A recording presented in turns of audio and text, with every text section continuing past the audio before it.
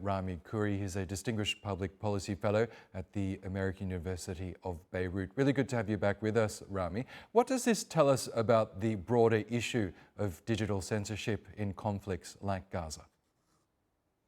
Well, this is something that's been going on for many years in the United States and in Western Europe. There's been dozens and dozens of serious studies done by academics and NGOs and other serious people looking at mainstream media, and then before the digital age, and then looking at the digital media in the age we're in now. And they clearly show overwhelming preference for pro-Israeli positions in their media, and very, very limited pro-Palestinian advocacy. And even though people point this out, they complain about it, but there's very little that can be done, because for the media, which is primarily a commercial media, or the government media, like, say, BBC or others that are not commercial aiming to make money, but they behave like commercial media because they need to attract audiences.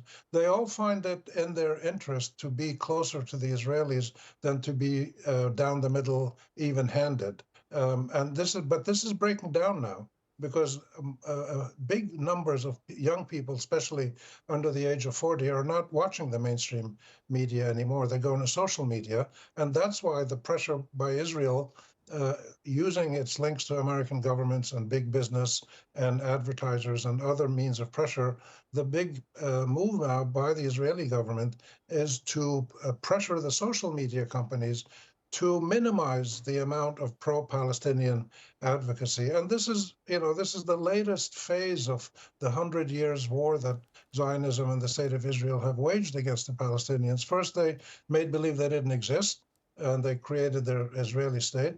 Then they tried to kill or ethnically cleanse as many as they could, and then they tried to criminalize them. Now they try to criminalize them or silence them. So these are different techniques that Zionism and the State of Israel and its allies in the West use, but they're not working very well, because the reality of what Israel has done in the genocide, with the close, enthusiastic cooperation of Western powers like the US and the UK and Germany and others, this reality is now clear for everybody to see. So this is a kind of last desperate move to pressure the people like YouTube and TikTok and Instagram, Meta, X, all these major companies, to pressure them as much as they can to at least minimize the Palestinian content. And there's many ways in which they do that.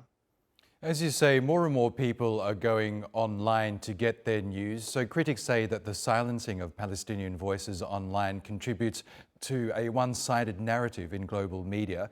How do you see this impacting public perception of the war on Gaza?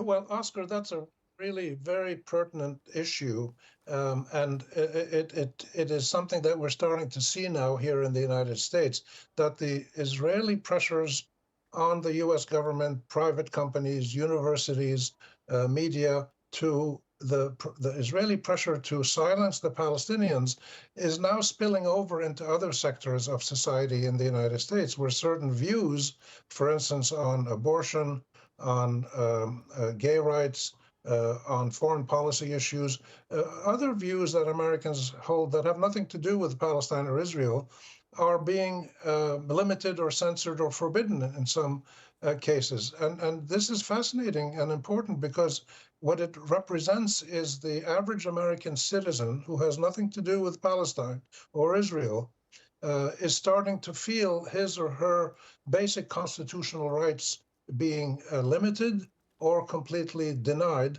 as a spillover from the successful way that pro-Israeli forces have limited the ability of Palestinian advocacy groups to make their points. So this is a fascinating convergence of what had been a very narrow field of action, which was Zionist groups and the State of Israel and their American, I call them puppets and parrots, speaking out for them. That was a very limited number of people, but now this is broken out into the public, and criticism of Israel has become much stronger in the US, and many people are taking a much more even-handed position for the Palestinians' rights and Israeli rights together. Okay, Rami Khouri, we'll have to leave it there. Great to get your views as always. Thank you.